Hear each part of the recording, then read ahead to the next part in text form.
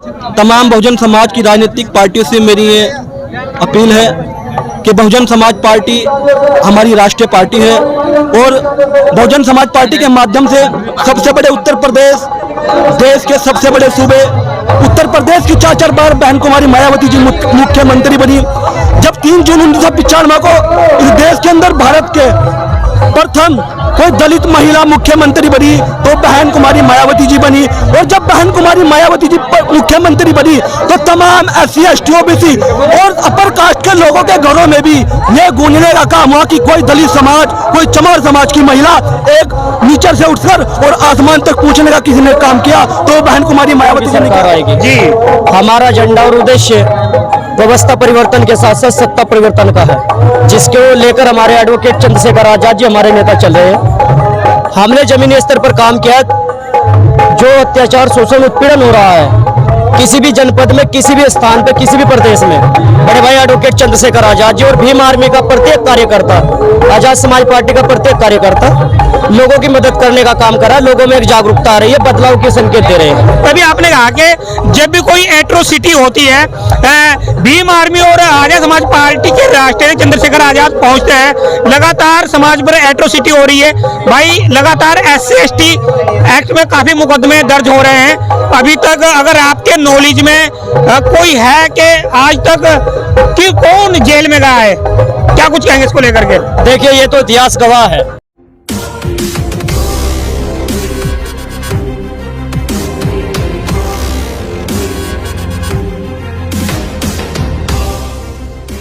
तो संत रविदास जी महाराज ऐसे समाज की कल्पना चाहते जहां पर सभी को बराबरी का अधिकार मिले और तमाम युवा साथी आज यहाँ पर पहुंचे हैं पचौली आश्रम पर। क्या कुछ है, कहां से आए हो? सबसे पहले सभी संतों महापुरुषों के चरणों में, संत गुरु रविदास जी के चरणों में नमन करते हुए आज यहाँ पचौली में संत शिरोमणि गुरु रविदास जी का जो धाम है, यहाँ पर आज भव्य जो स्वामी समनदास जी महाराज हैं उनके जन्म उत्सव पर आज बड़ी धूमधाम से उनका जन्मदिन सेलिब्रेट किया जा रहा है। आज उनके जन्मदिन को सेलिब्रेट करने के लिए आजाद समाज पार्टी भीम आर्मी के राष्ट्रीय अध्यक्ष बड़े भाई चंद्रशेखर आजाद जी ने भी अपनी दस्तक देने का काम किया था। देखिए, समय समय पर तमाम तरीके की विचारधारा आती है। कुछ लोग लिखते हैं अपनी विचारधारा के माध्यम से कि पूजी ही विपर सकल गुणहीना, सुधर न पूजो वेद पर मीणा।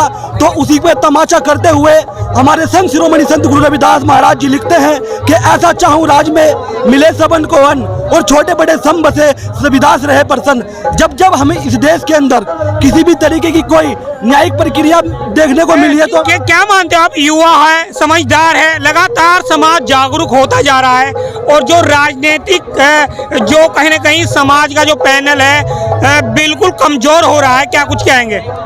देखिए, बहुजन समाज के तमाम लोगों से, सर्व समाज के लोगों से मेरी हाथ जोड़कर ये अपील है। देखिए, गुलामी 2 प्रकार की होती है, एक आर्थिक गुलामी और एक शारीरिक गुलामी। हमारे लोग आर्थिक गुलामी से तो कहीं ना कहीं आज मजबूत हुए हैं, लेकिन आज भी तमाम लोग गुलामी से बहुत ही निचले तबके में है। सबसे बड़ा इसका मेन कारण यह है कि जब राजनीतिक पार्टी तमाम लोग हमारे समाज के लोगों को बहला फुसला कर इनका कीमती वोट, बाबा साहब डॉक्टर भीमराव अम्बेडकर जी ने कहा था कि जिस तरीके से ये तमाम विचारधारा के लोग आपके ऊपर शोषण में अत्याचार करते रहेंगे तो इनके मुंह पर तमाचा मारने के लिए जब जब इस देश में चुनाव होगा तो अपने पूरे 5 साल के जुल्मों को याद करते हुए अपना कीमती वोट अपने बहुजन हिमायती के पक्ष में डालने का करे, क्योंकि वही लोग आपके संसद, विधानसभा और तमाम तरीके के पदों पर जाकर आपकी आवाज को बुलंद करने का काम करेंगे। आपके चैनल के माध्यम से मेरी ये पुनः बहुजन समाज के लोगों से अपील है कि 2024 के अंदर बहुजन समाज के लोग अपनी राजनीतिक पार्टी को मजबूत कर एक बहुजन समाज का कोई प्रधानमंत्री बनाने का काम करे। चलिए, बातचीत करने के लिए बहुत बहुत धन्यवाद। लगातार समाज के वो युवक यहाँ पर पहुंचे और सहारनपुर की धरती से चलकर आज उत्तराखंड हरिद्वार के जो पचौली आश्रम रविदास धाम पर पहुंचे हैं। क्या कुछ कहेंगे? लगातार भीम आर्मी और समाज पार्टी समाज में जागरूकता लाने का काम कर रही है। भाई, अब कैसे सरकार आएगी समाज की, बहुजन समाज की? देखिए, पहले आपके लिए बहुत बहुत धन्यवाद जी। आपके दर्शकों को जय भीम जी। मैं इतना कहूंगा इस सवाल के बारे में कि कैसे बहुजनों की सरकार आएगी। जी, हमारा एजेंडा और उद्देश्य व्यवस्था परिवर्तन के साथ साथ सत्ता परिवर्तन का है, जिसको लेकर हमारे एडवोकेट चंद्रशेखर आजाद जी हमारे नेता चल रहे हैं। हमने जमीनी स्तर पर काम किया है। जो अत्याचार, शोषण, उत्पीड़न हो रहा है किसी भी जनपद में, किसी भी स्थान पे, किसी भी प्रदेश में, बड़े भाई एडवोकेट चंद्रशेखर आजाद जी और भीम आर्मी का प्रत्येक कार्यकर्ता, आजाद समाज पार्टी का प्रत्येक कार्यकर्ता लोगों की मदद करने का काम कर रहा है। लोगों में एक जागरूकता आ रही है, बदलाव के संकेत दे रहे हैं। अभी आपने कहा कि जब भी कोई एट्रोसिटी होती है, भीम आर्मी और आजाद समाज पार्टी के राष्ट्रीय चंद्रशेखर आजाद पहुंचते हैं। लगातार समाज पर एट्रोसिटी हो रही है भाई, लगातार SC ST एक्ट में काफी मुकदमे दर्ज हो रहे हैं। अभी तक अगर आपके नॉलेज में कोई है कि आज तक कि कौन जेल में गया है, क्या कुछ कहेंगे इसको लेकर के? देखिए, ये तो इतिहास गवाह है। 70 साल के बाद अगर कोई इतिहास बना है इस मोदी योगी सरकार के खिलाफ, यहाँ पर भी पुष्कर धामी सरकार के खिलाफ, तो वो एडवोकेट चंद्रशेखर आजाद जी है। आप जानते हैं कि जब शब्बीरपुर जैसे प्रकरण होते हैं या दिल्ली में तुगलकाबाद को रविदास मंदिर तोड़ा जाता है, जिसके लिए आज हम सब यहाँ इकट्ठा हुए हैं रविदास महाराज जी के सम्मान में, उनके सत्संग में, जब ऐसी घटनाएं होती है तो चंद्रशेखर आजाद जी तिहाड़ जेल भी रहे और जनपद सहारनपुर में 16 माह NSA के तहत जेल में रहे। भीम आर्मी के सैकड़ों साथी है जो हमारे साथ जेल में रहे और निरंतर हमारा प्रयास है कि हम समाज की आवाज उठाए। इसके लिए हमने आज़ादी से, जो आज़ादी की बात करते हैं, सुखदेव, राजगुरु, भगत सिंह को देखते हुए और सुनते हुए अगर हमारे प्राणों की भी आहुति इसमें जाती है तो हम इस बलिदान को देने के लिए तैयार रहेंगे। भीम आर्मी का कोई भी कार्यकर्ता पीछे नहीं हटेगा। समाज की सरकार कहते हैं भाई, पहले 2007 और 95 में भी सरकार रही है बहुजन समाज की, पर आपको लग रहा है कि अब सरकार आ पाएगी बहुजन समाज की? जब समाज डिवाइड हो चुका है कैसे सरकार आएगी? देखिए, बहुत अच्छा सवाल किया है। मैं आपके दर्शकों को और आपको बता देना चाहता हूँ, 2007 तक सरकार रही है जी, लेकिन आप भूल चुके हैं कि 2007 तक जो सरकार हमारे लोगों की रही है उसके मुखिया माननीय श्री बहुजन नायक काशीराम साहब थे। जब उनका देहांत हमारे बीच से हो गया, वो राजनीतिक गुरु है हमारे, उसके बाद सत्ता परिवर्तन की जो चाबी थी वो गलत लोगों के हाथ में चली गई। आप इस बात को जानते हैं कि देश में जितनी एट्रोसिटी हो रही है, यह संविधान पर हमला हो रहा है, तो उस पर सिर्फ और सिर्फ चंद्रशेखर आजाद जी बोलते हैं। और जो महलों में बैठे हैं, जो सप्ताह की, जो चांदी के लोटे में रोटी खा रहे हैं, चांदी की बर्तनों में रोटी खा रहे हैं, एसी के घरों में बैठे हैं, उनको जमीनी स्तर के जो कमेरा समाज है, दिहाड़ी मजदूरी करने वाला समाज है, उनकी दर्द और पीड़ा का कोई लालसा नहीं। इसी वजह से समाज ने उन्हें नजरअंदाज किया और चंद्रशेखर आजाद उभरते हुए सितारे हैं, उनको द मैगजीन दुनिया में 100 उभरते हुए लोगों में भी शुमार किया है। ये एक हमारे लिए शुभ संकेत है। क्या मानते हो भाई, 24 का चुनाव भी है, लगातार चंद्रशेखर आजाद जी समाज में सक्रिय हो रहे हैं भाई, नगीना से वो लोकसभा का चुनाव भी लड़ने की मतलब लगातार प्रयास कर रहे हैं। क्या सफलता मिल पाएगी, और मिल पाएगी तो उसका आधार क्या होगा? देखिए, वहाँ का सबसे बड़ा समीकरण है दलित बहुमूल्य क्षेत्र, दलित मुस्लिम और दलित मुस्लिम। उसके साथ साथ अगर वहाँ पिछड़े वर्ग की बात करें, वहाँ पे वो भी मौजूद है। और हम मिलकर गठबंधन के प्रत्याशी के तौर पर गठबंधन की ओर से एक बड़ा मुकाम हासिल करेंगे। और आप जानते हैं कि वहाँ पर सबसे बड़ा समीकरण दलित और मुस्लिम है। और आज की डेट में CNRC को लेकर भी अगर कोई देश के अंदर मुस्लिमों की आवाज उठाया था तो वो चंद्रशेखर आजाद थे, और उसके बावजूद दलितों की जो आवाज उठ रही है। आपका साफ तौर पर कहना है कि बहन जी दलितों की आवाज नहीं उठा रही है, क्या कुछ कहेंगे? देखिए, बात अभी आपने इनके शब्दों की बात कर रहा हूँ। मैं आपकी बात से सहमत हूँ, लेकिन मैं आपकी बात से सहमत हूँ, परंतु मैं आपको कहूँगा, बहन जी बहुजन समाज की नेता रही है, हम उनका सम्मान करते हैं, वो हमारी आदरणीय है। उनके बारे में मैं क्या, हमारे राष्ट्रीय अध्यक्ष जी और हमारी राष्ट्रीय कोर कमेटी का कोई भी साथी अमर्यादित बयान नहीं दे सकता। बहन जी का जितना उन्होंने, जब तक उनमें जोश था, जब तक उनमें अक्षमता थी, उन्होंने बड़ी ईमानदारी से लड़ाई लड़ी। लेकिन अब जैसे आपको मैं कहता चलूँ कि समय होता है जवानी और बुढ़ापा, तो ताकत होती है समय के साथ। अब बदलाव हुआ है, VCR का जमाना नहीं रहा है, ब्लैक एंड व्हाइट टीवी का जमाना नहीं रहा है, अब LED आ गई है, टेलीफोन आ गया, एंड्रॉइड फोन। एक कहावत है, यही तुम्हारे पे कह रहा है कि नया 9 दिन पुराना 100 दिन, नया 9 दिन पुराना 100 दिन। अभी आपने कहा कि VCR का जमाना चलेगा, LED का जमाना आएगा। पुरानी कहावत है कि नया 9 दिन पुराना 100 दिन, क्या प्रतिक्रिया है? आपने एक रफ्तार देखी होगी जी, आपने एक रफ्तार अपने बचपन में सुनी होगी, जब स्कूल के दिनों में हमारी तरह विद्यार्थी थे, कि कछुए की एक कहानी होती थी और एक खरगोश की। खरगोश बड़ी उछल कूद करता था और खरगोश जाके थक गया, बैठ गया, और उससे जो है कछुआ आगे निकल गया और जीत गया।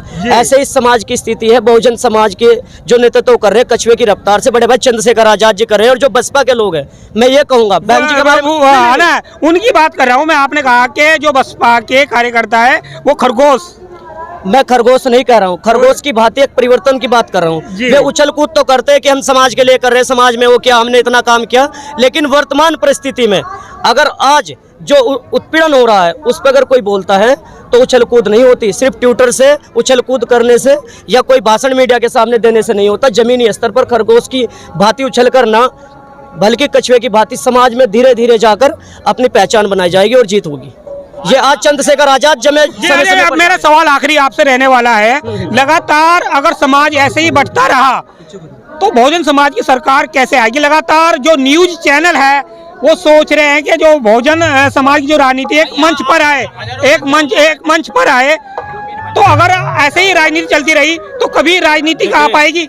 मेरा आखिरी सवाल है आपसे। आपका आखिरी सवाल का मैं सम्मान करता हूँ, आपने बहुत अच्छा सवाल किया है। आप कह रहे हैं कि बंटने की बात करें जी, मैं आपकी बात से पूर्णतः से सहमत हूँ। अगर आप इस बात को मानते हैं, मीडिया के माध्यम से बहुत कम लोग होते हैं कि इसे स्वीकार करते हैं, लेकिन मैं आपको बता दूं 2007 में जब पहली बार सरकार आई दलितों की, जिसको पार्टी के आप जहां पर संकेत दे रहे हैं, 2012 में चुनाव आ रहे, 2017 में चुनाव आ रहे, 2019 में चुनाव आ रहे, 2022 में 21 में। अब आपकी बात मानता हूँ कि वो साहब काशीराम की देन थी। आप मुझे बोलने दीजिए, आप मुझे बोलने दीजिए। सवाल का जवाब चाहते ना? जी जी। 2012 में हारे, 17 में हारे, 19 में हारे, 21 में हारे। बहुजन समाज पार्टी का हम तो कुछ नहीं कहेंगे, लेकिन हमने 2021 के अंदर जो मान्यवर काशीराम साहब के जन्म उत्सव में उनके नाम से जो हमने पार्टी बनाई है, हम तो बाद में आए और अभी शुरुआत है हमारी। हमसे क्या है, हमने तो शुरुआत की है। अपना घर बनाना कौन नहीं चाहता? दूसरे के घर में कब तक किराएदार रहेंगे? आने वाले समय में चंद्रशेखर आजाद जी, जो ये आप कह रहे हैं एक तरफा 24 के बाद आपको एक ही विकल्प नजर आएगा, वह है भीम आर्मी आजाद समाज पार्टी और युवा नेता चंद्रशेखर आजाद। चलिए बातचीत करने के लिए क्या कुछ कहेंगे? लगातार भाई ने अपनी प्रतिक्रिया रखी, आप भी शायद क्या कुछ कहेंगे? लगातार किस तरह सरकार अपनी आएगी? सरकार अपनी आएगी। देखिए, भाई की बात से मैं बहुत पूर्ण रूप से सहमत हूँ। जिस तरीके से भाई ने बहुजन समाज पार्टी पर उनकी तारीफें करने का काम भी किया और टीका टिप्पणी करने का काम भी किया। देखिए, मेरा तो तमाम बहुजन समाज की राजनीतिक पार्टियों से मेरी ये अपील है कि बहुजन समाज पार्टी हमारी राष्ट्रीय पार्टी है और बहुजन समाज पार्टी के माध्यम से सबसे बड़े उत्तर प्रदेश, देश के सबसे बड़े सूबे उत्तर प्रदेश की 4 बार बहन कुमारी मायावती जी मुख्यमंत्री बनी। जब 3 जून 1995 को इस देश के अंदर भारत के प्रथम कोई दलित महिला मुख्यमंत्री बनी तो बहन कुमारी मायावती जी बनी। और जब बहन कुमारी मायावती जी मुख्यमंत्री बनी तो तमाम SC ST OBC और अपर कास्ट के लोगों के घरों में भी ये गूंजने का काम हुआ कि कोई दलित समाज, कोई चमार समाज की महिला एक नीचे से उठकर और आसमान तक पहुंचने का किसी ने काम किया तो बहन कुमारी मायावती जी ने किया। लेकिन बहन कुमारी मायावती जी का पूर्ण रूप से सम्मान है।